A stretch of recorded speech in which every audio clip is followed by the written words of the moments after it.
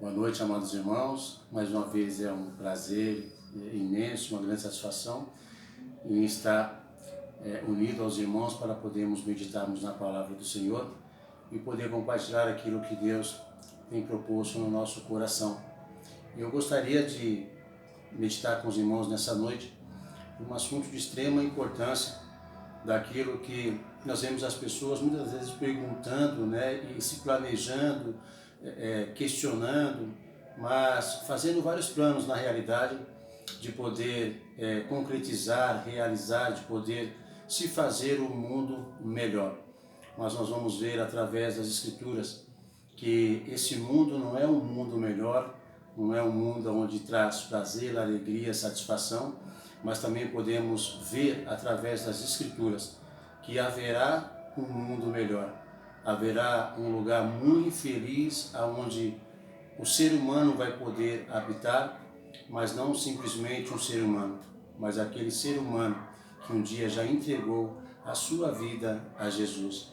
Vamos ler aqui em Atos capítulo 1, versículo 6 até o versículo 8 para que possamos entrar nesta meditação dessa noite.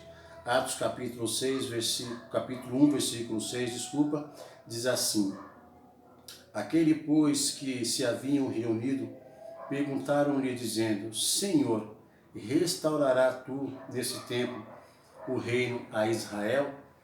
Então, Jesus, ele se reuniu com os discípulos depois de ter ressuscitado, e um dos discípulos pergunta para ele: Senhor, restaurará tu nesse tempo, nesse momento, nesta hora, nesta ocasião, o reino a Israel?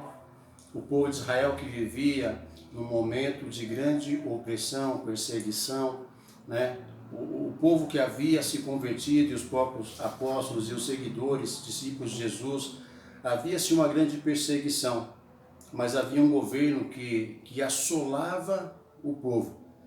E eles esperavam um Salvador que era mencionado no Velho Testamento, principalmente no livro de Isaías. Então, de que o Messias viria para poder restaurar a vida do povo, para poder trazer paz, para poder trazer alegria, para poder trazer satisfação e para que eles pudessem viver um momento diferente daquele que eles estavam vivendo. Então, um dos seus discípulos que estavam com ele, ou um dos apóstolos, nós vamos ver em outro versículo, ele pergunta, Senhor, restaurará tu nesse tempo o reino a Israel? Vamos lá no livro de João, capítulo 18. João, capítulo 18, do versículo 12 até o versículo 16. Então a corte, os tribunos e os servos dos judeus prenderam a Jesus e o maniataram, o amarraram e conduziram-o primeiramente a Anás, por ser sogro de Caifás, que era o sumo sacerdote daquele ano. Ora, Caifás era quem tinha aconselhado aos judeus que convinha que um homem morresse pelo povo. E Simão, Pedro e outro discípulo seguiam a Jesus. Então aqui diz que Pedro e mais um discípulo, então um dos apóstolos e um discípulo. E esse discípulo era conhecido do sumo sacerdote que entrou com Jesus na sala do sumo sacerdote. E Pedro estava da parte de fora à porta. Então saiu o outro discípulo, que era conhecido do sumo sacerdote, e falou à porteira, ou quem estava à porta, levando Pedro para dentro. Então podemos entender que ou foi Pedro que perguntou, ou foi um dos discípulos, dos seguidores, que não era um dos apóstolos, mas que perguntou para Jesus: o Senhor vai restaurar, vai restabelecer, o Senhor vai mudar essa situação nesse tempo na vida de Israel. Ainda no capítulo 18, a partir do versículo 33 até o versículo 38. A pergunta deles é respondida aqui por Jesus diante de Pilatos, quando ele interroga Jesus. E tomou, pois, a entrar Pilatos na audiência, onde Jesus estava sendo julgado de maneira injusta, porque nenhum pecado cometeu. E chamou a Jesus e disse: Tu és o rei dos judeus? Respondeu-lhe Jesus: Tu dizes isso de ti mesmo. É você quem está dizendo, não sou eu quem estou dizendo. Ou disseram outros de mim. É você que está dizendo que eu sou o rei dos judeus, ou alguém disse a você que eu sou o rei dos judeus? Pilato respondeu, porventura não sou eu judeu? A tua nação e os principais dos sacerdotes entregaram a mim que fizesse. O que você fez, né? A pergunta é de Pilatos. Respondeu Jesus, o meu reino não é deste mundo. Se o meu reino fosse deste mundo, pelejariam, lutariam, guerreariam os meus servos, os meus discípulos, os meus apóstolos, os meus seguidores, para que eu não fosse entregue aos judeus. Mas agora o meu reino não é daqui. Então a pergunta que foi feita por um daqueles que estava reunido com Jesus, e vimos que aqueles que acompanharam Jesus até o momento do seu julgamento, foi Pedro e um discípulo, uns dos seguidores. Mas aqui não menciona quem perguntou, mas diz o versículo 6, repetindo, aqueles, pois, que se haviam reunido, perguntaram-lhe, dizendo, Senhor, restaurará tu neste tempo o reino a Israel? Então, João, capítulo 14, versículo de 1 a 6, quando Jesus diz que o reino dele não é deste mundo, quando Jesus deixa bem claro que o reino dele não é deste mundo, Jesus está mostrando para eles o porquê que ele veio e aonde é o seu mundo. Mas eu gostaria de complementar um pouco mais no capítulo 18 e continuar lendo até o versículo 38, que é a continuação da leitura, para podermos entendermos o contexto de João capítulo 14, do versículo 6 ao versículo 1. E versículo 36, continuando, diz, respondeu Jesus, o meu reino não é deste mundo. Se o meu reino fosse deste mundo, pelejariam os meus servos para que eu não fosse entregue aos judeus. Mas agora o meu reino não é daqui. Disse-lhe, pois, Pilato, logo tu és rei? Jesus respondeu, tu dizes que eu sou rei. Você é quem está dizendo que eu sou rei. Eu não estou dizendo que eu sou rei. Porque acabei de dizer que o meu reino não é deste mundo. E eu para isso nasci, para isso vim a este mundo, a fim de dar testemunho da verdade. Todo aquele que é da verdade ouve a minha voz. Eu vim a este mundo não com o propósito da esperança que os judeus querem, daquilo que eles aguardam, porque eu não vim para reinar e sentar no trono dos homens, mas sim no trono eterno. Então meu reino não é deste mundo, mas Jesus fala, eu para isso nasci e para isso vim ao mundo, a fim de dar testemunho da verdade. Todo aquele que é da verdade, que já conheceu o caminho, a verdade e a vida, ouve a minha voz. Versículo 38, Pilatos faz uma pergunta. Disse-lhe Pilatos, então o que é a verdade? O que é essa verdade que o Senhor está dizendo, né? Que você vê este mundo, nasceu para dar testemunho. Agora vamos caminhar em João capítulo 14, do versículo 6 ao versículo 1. Onde Jesus ele está dizendo para os seus apóstolos e também poderia ter ali os seus discípulos. Ele diz a eles, olha, não se turbe o vosso coração, não fique com o coração perturbado, inquieto, desassossegado, aflito, triste. Credes em Deus e crede também em mim. Deposita a sua fé em Deus e deposita a sua fé em mim. Acredita em Deus e acredita em mim. Porque eu vos digo que na casa de meu pai há muitas moradas. Se não fosse assim, eu vou-lhe teria dito, vou preparar-vos lugar. E se eu for e vos preparar lugar, virei outra vez e vos levarei para mim mesmo, para que onde eu estiver estejais vós também. Essa é uma tradução que carece de uma correção, porque o versículo 3 diz, se eu for, é numa condicional. Mas Jesus Cristo ele dá uma certeza, porque a tradução mais certa é a seguinte, e quando eu for, e Jesus já foi. Virei outra vez, ele prometeu voltar. Para o quê? Para levar a sua igreja, para que onde Jesus está, a igreja também esteja. Aqueles que já conheceram o caminho, a verdade e a vida que Jesus também testificou, pregou, evangelizou, anunciou. Ele diz que, e quando eu for, virei outra vez, e vos levarei para mim, para que onde eu estiver estejais vós também. Aqui nós podemos ver, irmãos, que houve um momento de incredulidade na vida de Tomé, no versículo 5, porque ele faz um questionamento para Jesus, porque Jesus fala assim, olha, mesmo vós sabeis para onde eu vou, mesmo vocês conhecendo o caminho, porque já conhece a mim, eu sou o caminho, eu sou a verdade, eu sou a vida, porque ele vai completar no versículo 6. Ele diz, mesmo vós sabeis para onde eu vou e conheceis o caminho. Então Tomé disse-lhe, Senhor, nós não sabemos o caminho. E como podemos saber o caminho? Né? Diz assim, nós não sabemos para onde vais e como podemos saber o caminho?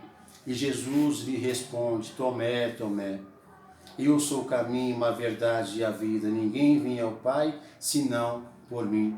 A verdade questionada por Pilatos a Jesus, sobre a verdade que ele veio testemunhar, pregar, evangelizar, mostrar de que há um mundo melhor. Aqui Jesus diz no versículo 6, eu sou o caminho, a verdade e a vida, ninguém vai estar com o Pai senão por mim. Nós podemos, irmãos, ver em Romanos capítulo 12, né, no versículo 2, quando Paulo fala com toda a autoridade aos irmãos lá, ele diz, não vos conformeis com este mundo. Existe um conformismo com este mundo, onde nós estamos, de certa maneira, sossegado, calmo, tranquilo, embora o mundo nos traz algum prazer, alguma alegria, alguma satisfação, embora este mundo, em momentos ou durante o decorrer da nossa vida, supre as nossas necessidades, mas na vida do cristão ele sabe que ele é como Jesus, ele não faz mais parte deste mundo, ele não faz mais parte do mundo onde a crueldade, a maldade, a perversidade, ela impera, onde a ditadura de homens que querem se passar por Deus, querendo assolar nações inteiras para fazer aquilo que vai ao seu bel prazer. Então o cristão, quando ele conhece essa verdade, e na vida dele não tem esse momento, esse estado de momento como teve Tomé, Jesus falou assim, olha Tomé, você conhece sim, porque eu sou o caminho, eu sou a verdade, eu sou a vida, e ninguém vai estar com o Pai senão por mim. Vamos lá em 1 João capítulo 5, ler mais alguns versículos. 1 João capítulo 5, a partir do versículo 19 até o versículo 20, ou do 18 até o versículo 20. Sabemos que todo aquele que é nascido de Deus, ele não peca, porque já foi lavado, remido e santificado pelo sangue de Jesus. Mas o que de Deus é gerado, conserva-se a si mesmo e o maligno não lhe toca. O diabo não tem mais nenhum poder sobre aquele que já foi lavado, remido pelo sangue de Cristo, por aquele que já encontrou a salvação, a libertação por meio de Jesus.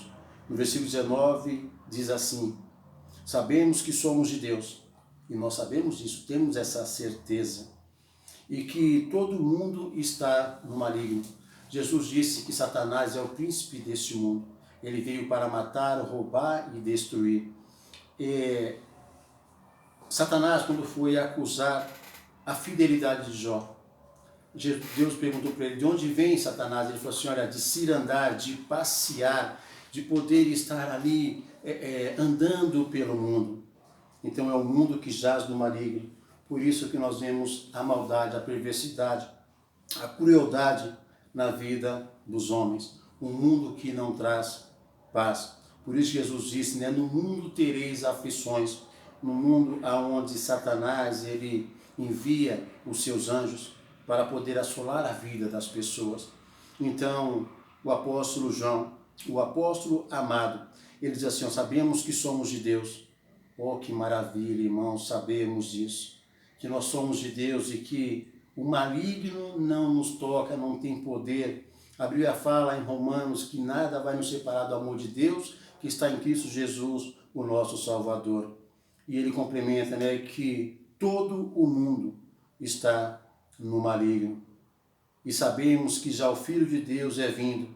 Nós já temos, através das Escrituras, que Jesus Cristo um dia vai voltar. para poder restaurar não só as pessoas, mas também o mundo. E sabemos que já o Filho de Deus é vindo, que Jesus vai voltar. E Ele nos deu esse entendimento, essa compreensão, para conhecermos o que é verdadeiro. E no que é verdadeiro nós estamos, isto é, em seu Filho Jesus Cristo. Este é o verdadeiro Deus e a verdadeira vida eterna. Sabemos que já o Filho de Deus, Jesus Cristo, um dia vai voltar. E Deus nos deu esse entendimento, essa compreensão. Nós não temos confusão em nossa mente, nosso coração, nós temos a certeza que assim como Jesus Cristo ascendeu aos céus, um dia Ele vai voltar para poder restaurar com todo o poder e toda a glória e nos dar um mundo melhor. Esse mundo que a humanidade planeja ter, esse mundo que a humanidade quer, sem desigualdade social, sem desigualdade financeira, sem a desigualdade racial, né? Onde as pessoas vão poder viver de maneira harmoniosa, tranquila, sossegada, aonde não vai haver mais a violência, a perseguição, aonde não vai haver mais nem mesmo a morte, que causa dor, sofrimento, agonia. Então ele diz, e nos deu entendimento para compreendermos o que é verdadeiro. E no que é verdadeiro nós estamos. Que privilégios, irmãos, em saber que em nossa vida permanece a verdade chamada Jesus, porque ele diz, e é verdadeiro e estamos naquilo que é verdadeiro, isto é, em seu Filho Jesus Cristo. Este é o verdadeiro Deus e a vida eterna.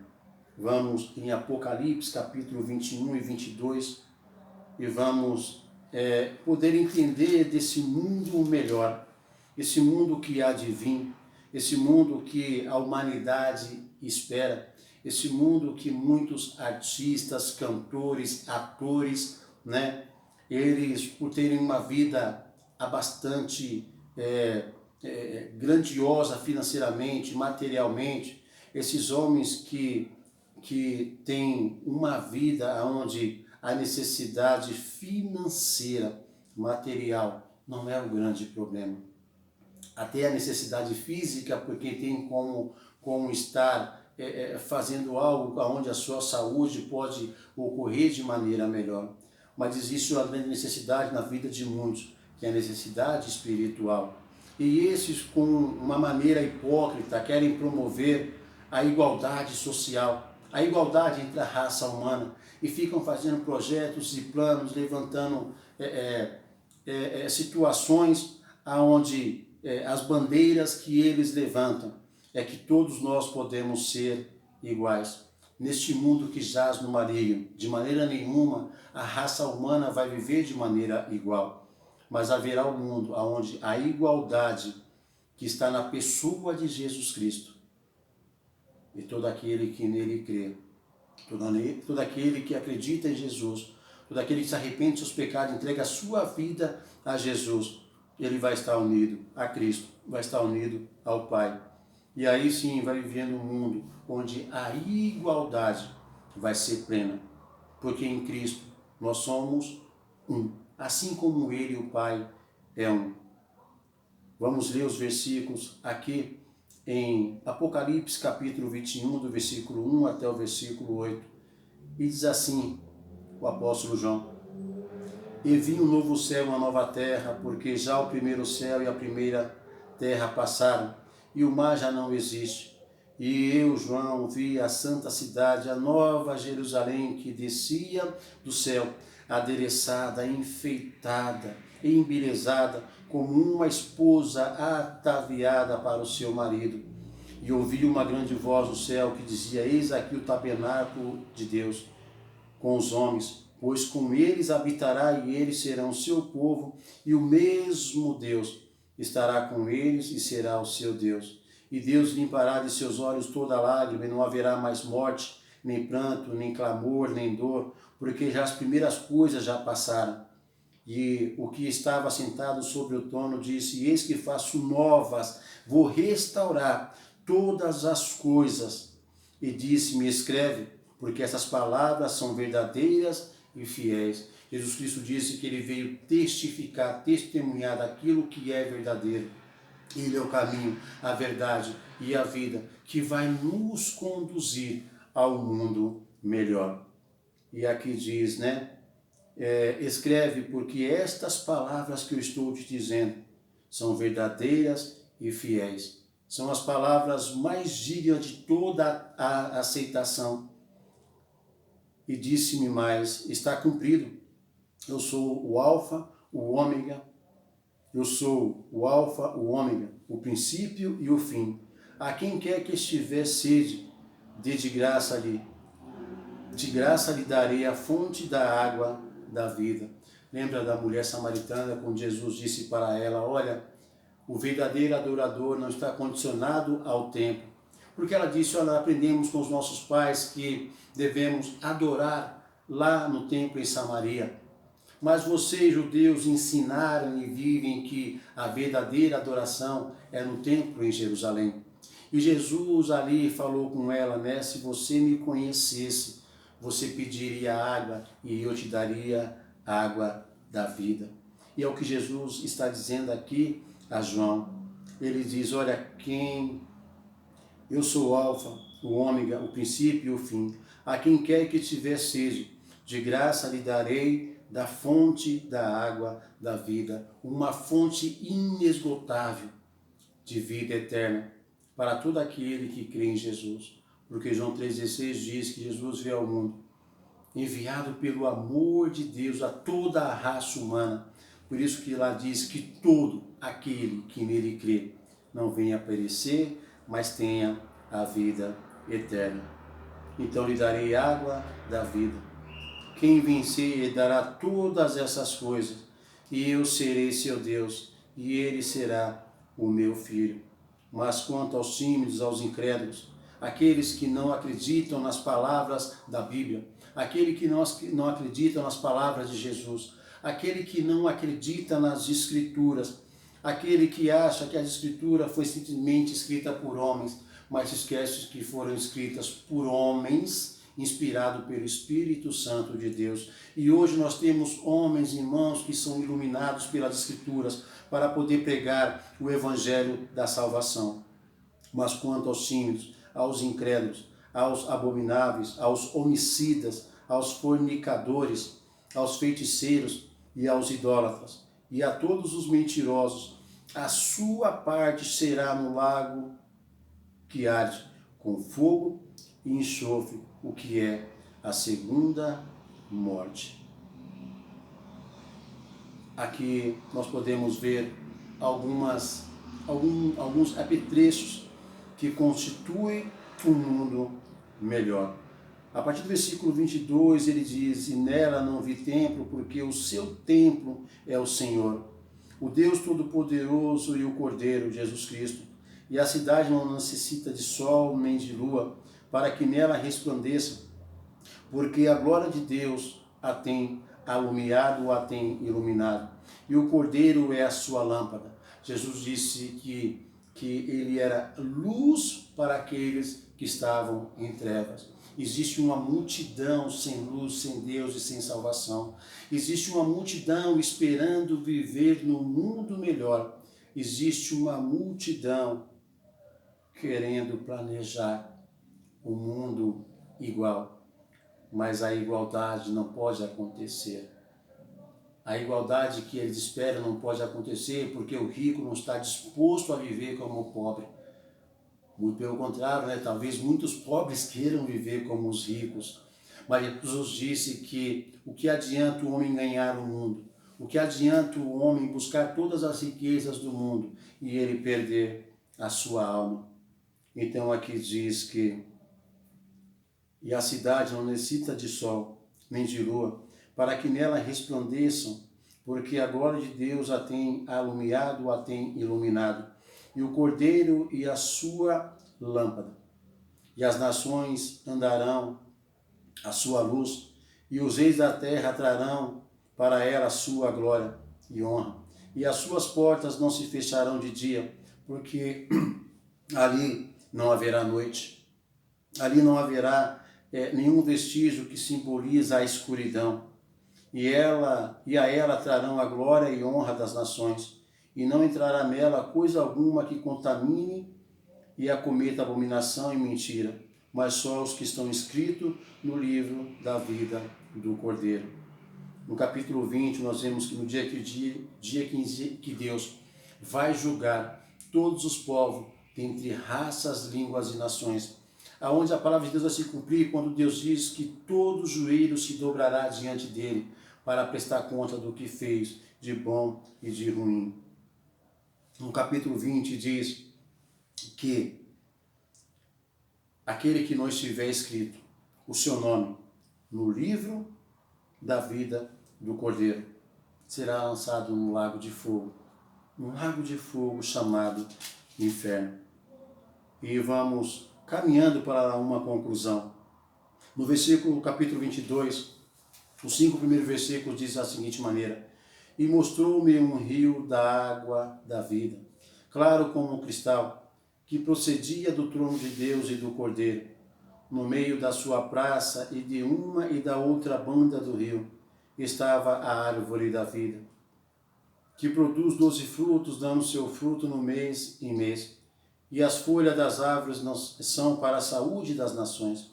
Ali nunca mais, olha o que diz a partir do versículo 3, ali nunca mais haverá maldição contra alguém, contra uma pessoa.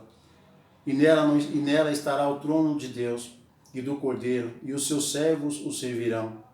Estamos impedidos de servir a Deus como nós queríamos por causa dessa pandemia. Mas aqui vai chegar um dia, irmãos, nesse mundo que Jesus Cristo preparou e que nós herdamos. Estaremos lá para sempre com o Senhor.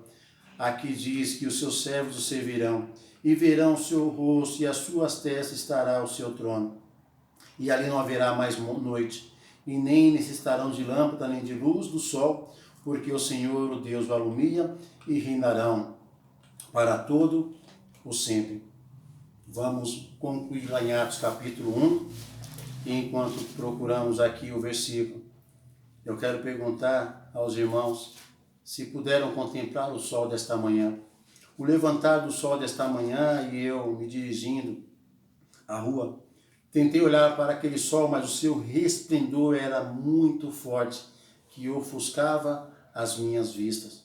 Mas mesmo assim eu pude contemplar a glória e o poder de Deus. Porque foi Deus quem fez, foi Deus quem criou. Mas esse mesmo sol que se levantou hoje pela manhã, tão bonito, tão grande, tão belo, tão amarelo, tão esplendoroso, nesse mundo melhor não vai haver a necessidade dele. Mas concluindo a nossa meditação, Atos capítulo 1, do versículo 6 até o versículo 8. Aqueles, pois, que estavam reunidos perguntaram-lhe, dizendo: Senhor, restaurará tu nesse tempo o reino a Israel? E disse-lhes: não vos pertence saber os tempos ou as estações que o Pai estabeleceu pelo seu próprio poder. Não nos é permitido saber quando Jesus vai voltar. Ele disse que nem ele como homem, nem os anjos, somente Deus sabe isso, porque foi Deus quem estabeleceu. Mas o versículo 8 é o versículo-chave que complementa aquilo que Jesus disse. Mas nós recebemos a virtude do Espírito Santo. A virtude quer dizer poder, mas o poder aqui é a autoridade de poder pregar no nome de Jesus. Mas recebereis a virtude do Espírito Santo que há de vir sobre vós, e semeis testemunhas tanto em Jerusalém como em toda a Judéia e Samaria e até aos confins da terra. Que possamos, irmãos, testemunhar que vai haver um dia onde o mundo, a humanidade em Cristo vai ser igual, um para com o outro, tendo o mesmo propósito, o mesmo pensamento, o mesmo objetivo de poder adorar e glorificar a Deus na beleza da sua santidade. Que a graça e a misericórdia de Deus continue nos abençoando, consolando, fortalecendo e nos animando, e possamos continuar esperando no Senhor e saber que as palavras de Jesus um dia vão se cumprir. Tudo isso um dia vai passar, menos a sua palavra, que é verdadeira. Amém? Uma boa semana e que Deus vos abençoe. Em nome de Jesus.